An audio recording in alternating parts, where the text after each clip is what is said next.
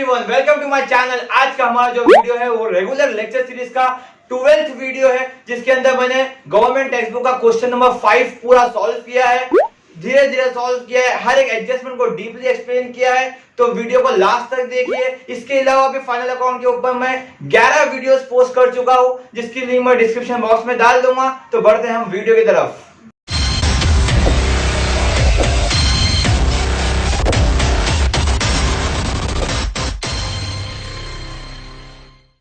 आज का जो वीडियो है हमारा वो question number 5 government text book का है, जिसकी पोस्टिंग आप देख रहे हैं मैंने यहाँ पर कर दिया है। एक बार पोस्टिंग को रिवाइज करते हैं फटाफट। पोस्टिंग मैंने पहले से क्यों करके रखा है, क्योंकि वीडियो बहुत लंबा हो जाता है।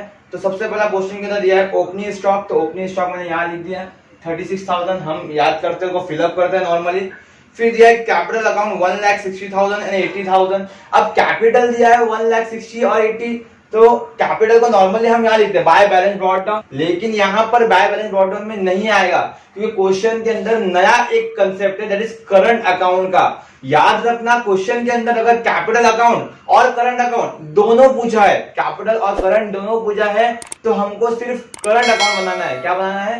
करंट अकाउंट बनाना है। और कैपिटल को हम डायरेक्टली लायबिलिटी में लिख देंगे। तो मैंने कैपिटल को यहाँ लिख दिया, राम 1,60,000 एंड कृष्णा 80,000, टोटल करके 2,40,000। Is it clear? अब तक के जितने प्रॉब्लम मैंने कराया था इससे पहले, उसके अंदर मैंने कैपिटल को हमेशा यहाँ पोस्टिंग किया, लेकिन ये सब के अंदर करंट अकाउंट भी है। करंट अकाउंट है, इसके लिए हमने कैपिटल को डायरेक्टली लायबिलिटी में लिख दिया। Is it clear? अब आते हैं नेक्स्ट हम करंट अकाउंट पे। अब करंट अकाउंट में दो नाम दिया, राम एंड कृष्णा। राम का अमाउंट आप देखेंगे क्वेश्चन के अंदर, तो क्रेडिट साइड दिया हुआ है। कहा दिया है? क्रेडिट साइड दिया हुआ है। और कृष्णा का अमाउंट डेबिट साइड दिया हुआ है। तो हमने बनाया करंट अकाउंट, क्रेडिट साइड दिया हुआ है राम का अमाउंट, तो लिखना है बाय बैलेंस ब्रॉट डाउन सिर्फ राम में 8,000, और फिर दिया हुआ है कृष्णा का 4,000, that is to balance brought down Krishna के अकाउंट में। Is it clear? मतलब जिसका अमाउंट क्रेडिट साइड दिया है उसका बैलेंस क्रेडिट में लिखना है, जिसका अमाउंट डेबिट में दिया है उसका बैलेंस डेबिट में लिखना है। नेक्स्ट बढ़ते आगे, परचेज। परचेज को हमने फिलअप कर दिया, नॉर्मल सेल्स को फिलअप कर दिया। देन सन्ड्री डेटर्स, हमें पता है अब तक बहुत बार सब में आया, तो डेटर्स हमारा असेट है, इनर कॉलम में लिखा है बिकॉज इसके ऊपर एडजस्टमेंट है। आगे बढ़ते हैं, सन्ड्री क्रेडिटर्स। क्रेडिटर्स भी हमने लिख दिया, हमारा लायबिलिटी है, फिलअप करते हैं हम नॉर्मली। जो हम कर चुके इससे पहले प्रॉब्लम्स में, उसको मैंने डिटेल में डिस्कशन यहाँ पे नहीं करूंगा। बिल्स रिसीवेबल भी हमारा आ चुका है, इससे पहले असेट है। देन बिल्स पेएबल लायबिलिटी है। आगे बढ़ते कमीशन। अब कमीशन भी इससे पहले आया था, तो मैंने कमीशन के बारे में बोला था। अगर कमीशन एंड डिस्काउंट के बारे में, कि कमीशन अगर डेबिट में है, कमीशन का अमाउंट अगर डेबिट में है तो profit and loss debit side. Commission का अमाउंट या डिस्काउंट का अमाउंट अगर डेबिट में है तो profit and loss debit side, और क्रेडिट में है तो क्रेडिट साइड। तो कमीशन हमने यहाँ पे डेबिट साइड में लिख दिया है। आगे बढ़ते नेक्स्ट, वेजेस। वेजेस हमें पता है ट्रेडिंग अकाउंट में आता है। देन सैलरीज दिया हुआ है, सैलरीज भी हमको पता है कि प्रॉफिट एंड लॉस में आता है, एडजस्टमेंट नहीं है तो आउटर कॉलम में आ गया। फर्नीचर, अब फर्नीचर भी आ गया, फर्नीचर भी असेट है हमें पता है, तो हमने असेट में यहाँ पे लिख चुके हैं आउटर कॉलम में, क्योंकि एडजस्टमेंट नहीं है। प्लांट एंड मशीनरी पे एडजस्टमेंट है, इसलिए हमने असेट में लिखा है, बट इनर कॉलम में लिखा है। आगे बढ़ते हैं आरडीडी। अब बताए आरडीडी के बारे में मैंने बहुत अच्छे से एक्सप्लेन किया था इससे पहले के वीडियोस के अंदर, कि आरडीडी जो है वो दो टाइप के होते हैं। एक आता है ट्राई बैलेंस के अंदर, एक आता है एडजस्टमेंट के अंदर। जो ट्राई बैलेंस में आता है वो ओल्ड आरडीडी है। जो ट्रायल बैलेंस में आता है वो ओल्ड आरडीडी है, और जो एडजस्टमेंट में आता है वो न्यू आरडीडी है। तो ये हमारा ट्रायल बैलेंस का आरडीडी है, तो ये ओल्ड आरडीडी है। अब ये ओल्ड आरडीडी कहां जाएगा? तो हमने आरडीडी के ऊपर एक फॉर्मेट बना के रखा है प्रॉफिट एंड लॉस के अंदर, दैट इज टू बैड डेब्ट, ऐड फर्दर बैड डेब्ट, add new RDD, less old RDD. तो ओल्ड आरडीडी आप देखेंगे मैंने सब्स्टिट्यूट कर दिया 1,000 यहाँ पर। आगे बढ़ते, इन्वेस्टमेंट पता है हमको असेट है, तो हमने असेट में लिख दिया, कोई एडजस्टमेंट नहीं है, आउटर कॉलम में आ जाएगा। लोन्स एंड एडवांसेस गिवन, मैंने पिछले लेक्चर में चिल्ला निकाला कि लोन जो है वो लायबिलिटी है, बट यहाँ पर लिखा है लोन एंड एडवांसेस गिवन। मैंने लोन लिया लायबिलिटी, बट लोन दिया, पैसा दिया, एडवांस दिया, तो ये हमारा असेट है, लायबिलिटी नहीं है। बच्चे गलती करते हैं, लोन देखते हैं और लायबिलिटी लिख देते। तो लोन लायबिलिटी है accepted, but loan given is asset. तो लोन गिवन जो है वो असेट में आएगा, तो मैंने असेट में लिखा है, कोई एडजस्टमेंट नहीं है, इनर कॉलम में आउटर कॉलम में लिख दिया है। आगे नेक्स्ट इंश्योरेंस। इंश्योरेंस क्या है? इंश्योरेंस हमारा प्रॉफिट एंड लॉस का आइटम है, प्रॉफिट एंड लॉस में मैंने लिखा है इंश्योरेंस, इनर कॉलम में एडजस्टमेंट होगा उसके ऊपर। आगे बढ़ते बैड डेब्ट्स। बैड डेब्ट्स भी हमने हमारे फॉर्मेट में लिख दिया है बैड डेब्ट्स। आगे बढ़ते next last one 12% government bonds purchase on 1/1/2019। मैंने बताया था कोई भी चीज पे अगर परसेंटेज आए या ब्रैकेट में कुछ भी लिखा हुआ है तो उसको हिडन एडजस्टमेंट बोलते हैं। अब गवर्नमेंट बॉन्ड क्या है हमारा, अब गवर्नमेंट बॉन्ड पे हमने इन्वेस्ट किया है, याद रखना ये इन्वेस्टमेंट है हमारा, तो एनी इन्वेस्टमेंट इज असेट, तो हमने इसको असेट में लिखा है और इनर कॉलम में लिखा है। इनर कॉलम में क्यों लिखा, क्योंकि इसके ऊपर एडजस्टमेंट है, hidden adjustment. Is it clear? अब बढ़ते हैं हम एडजस्टमेंट की तरफ। हमारा पहला एडजस्टमेंट है stock on hand on 31 March 2019 was valued at ₹38,000। तो सबको पता है ये एडजस्टमेंट कैसा सॉल्व करते हैं। क्लोजिंग स्टॉक का एडजस्टमेंट है, सिर्फ फिलअप करना है, दो जगह पर हमने फॉर्मेट में क्लोजिंग स्टॉक लिख के रखा है। तो यहां लिख देते हैं अपन 38,000 एंड यहां भी 38,000। हर प्रॉब्लम में हमने ये एडजस्टमेंट सॉल्व किया है। बढ़ते आगे, very important adjustment. Ram is allowed a salary of ₹6,000 and Krishna is allowed commission at 3% on net sales। बोलता है राम को सैलरी मिला और कृष्णा को कमीशन मिला। तो ये जो भी सैलरी मिल रहा है या कमीशन मिल रहा है, याद रखना ये दोनों ही चीज फर्म का एक्सपेंडिचर है, फर्म का खर्चा है। फर्म राम को सैलरी दे रहा है तो फर्म का खर्चा है, फर्म कृष्णा को कमीशन दे रहा है तो फर्म का खर्चा है। तो कोई भी खर्चा कहां पे आता है, प्रॉफिट एंड लॉस अकाउंट में आता है। कोई भी खर्चा किधर आता है, प्रॉफिट एंड लॉस अकाउंट में आता है। तो प्रॉफिट एंड लॉस के डेबिट में आएंगे और लिख देंगे to salary to Ram to commission to Krishna. Is it clear? Salary to Ram कितना दिया हुआ अमाउंट 6,000, तो हम लिख देंगे यहाँ पर राम को सैलरी है 6,000 और कृष्णा के बारे में क्या बोला है कि 3% ऑन नेट सेल्स।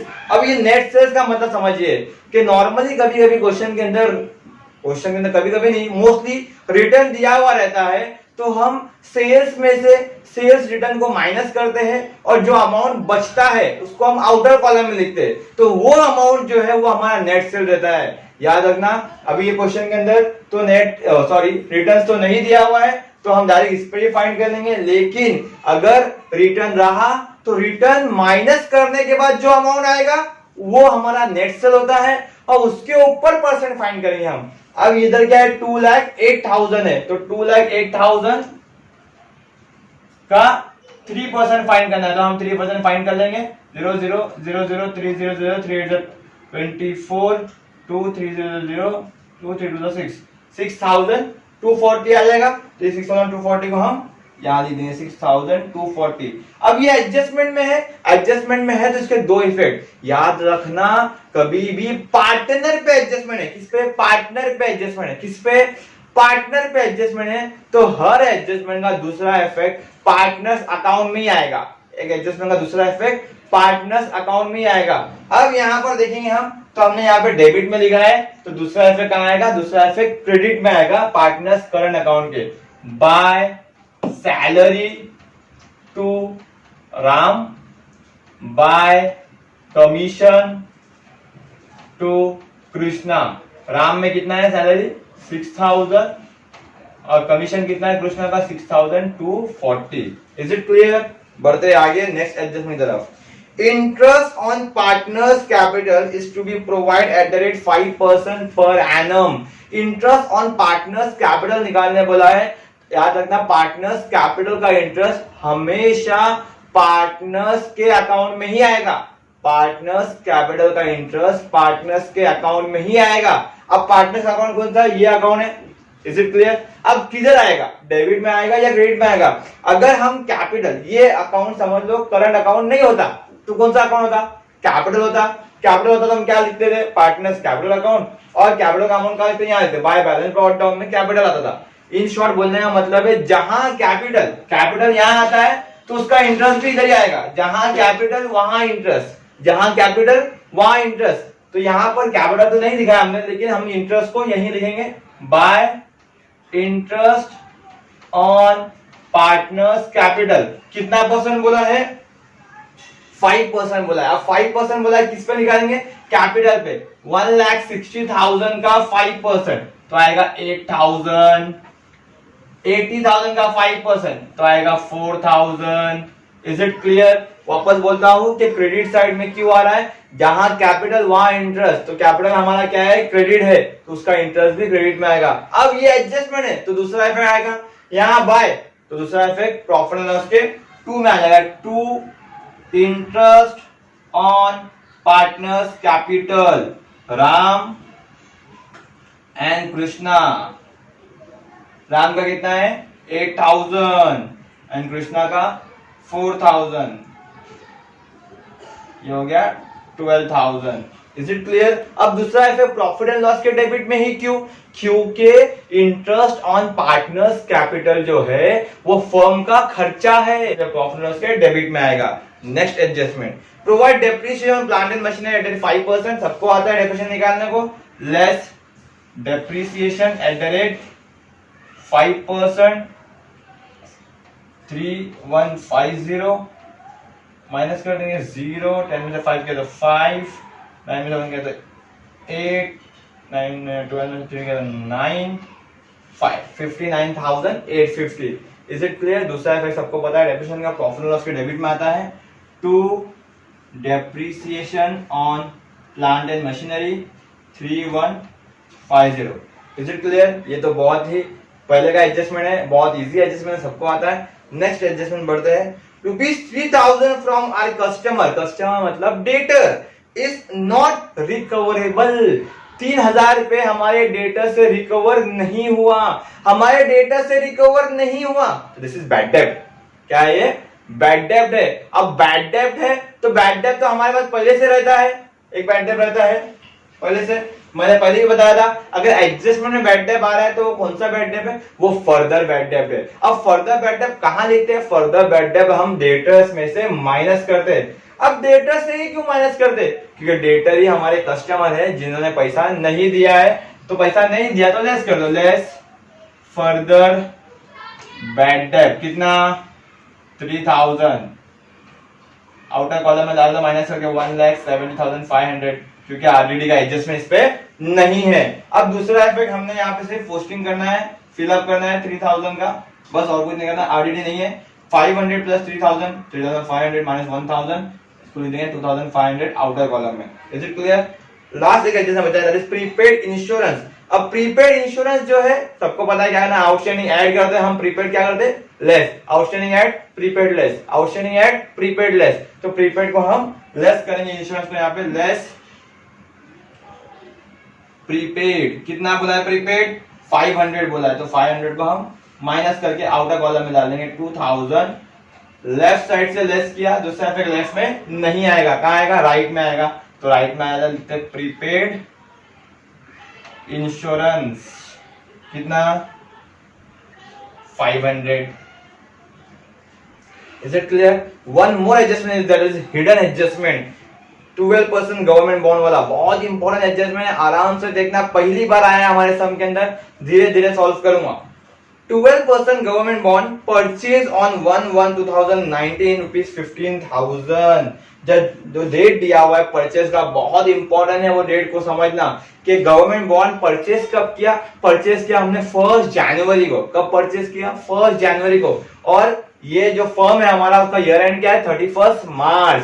तो याद रखना, जब हमने परचेज किया उसके बाद से ही हमको इंटरेस्ट मिलेगा। अब तुमने समझ सर इंटरेस्ट का क्या आया फंडा, तो मैंने इससे पहले ही बताया था कि जहां भी परसेंटेज दिखे समझना इंटरेस्ट फाइंड करना है, जहां भी परसेंटेज दिखे समझना इंटरेस्ट फाइंड करना है। इससे पहले भी मैंने इंटरेस्ट पे सम कराया, इंटरेस्ट ऑन इन्वेस्टमेंट, आप मेरे पिछले प्रॉब्लम से जाके देख सकते हो।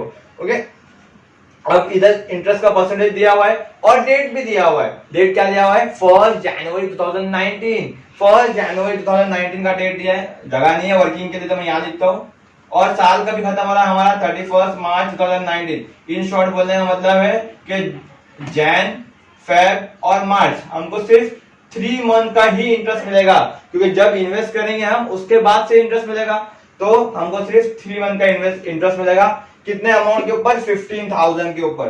15,000 इंटू कितना परसेंट? कितना परसेंट? 12%। तो 15,000 into 12% into 3 month, 3/12, 12 cut, 0 0 0 0 cut, 1 3 4 50, is it clear? Interest कैसा आया? 450 रुपया। अब इंटरेस्ट जब भी आएगा, मैंने बताया था क्या करना है, इंटरेस्ट हमेशा ऐड होगा। कहाँ ऐड होगा? जिसपे इंटरेस्ट फाइंड किया है। तो गवर्नमेंट बॉन्ड पे इंटरेस्ट फाइंड किया, तो add interest on government bond, कितना? 450 ऐड कर लेंगे, 15450। दूसरा इफेक्ट राइट में ऐड किया, दूसरा इफेक्ट भी राइट में आएगा, बाय यहाँ जगह छोड़ देते ग्रॉस प्रॉफिट के लिए, bye interest on government bond, कितना? 450। एक और बाय एक्सप्लेन करता हूँ इंटरेस्ट ऑन गवर्नमेंट बॉन्ड को। क्या करना है हमको? इंटरेस्ट का गवर्नमेंट बॉन्ड का अमाउंट लिखना है, कितना परसेंट है वो लिखना है, और कितने मंथ के लिए इन्वेस्ट किया। अब इन्वेस्ट किया 1 जनवरी को, तो जनवरी, फरवरी, मार्च। अगर इन्वेस्ट करता अक्टूबर को, तो अक्टूबर, नवंबर, दिसंबर, जैन, फेब, मार्च, 6 मंथ। इन्वेस्ट करता जुलाई को, तो 9 मंथ। तो डिपेंड ऑन डेट। अगर डेट नहीं दिया होता तो हम ये लिखते ही नहीं, इन शॉर्ट 12 महीने पे फाइंड करते हैं। डेट दिया है इसलिए हमने 3 मंथ से फाइंड किया। Is it clear? समझ में आया? अब ये क्वेश्चन के अंदर मैं टैली नहीं करता हूँ, क्योंकि टैली मैंने इससे पहले बहुत सारे सम्स के अंदर किया है। Is it clear? समझ में आया? Thank you so much.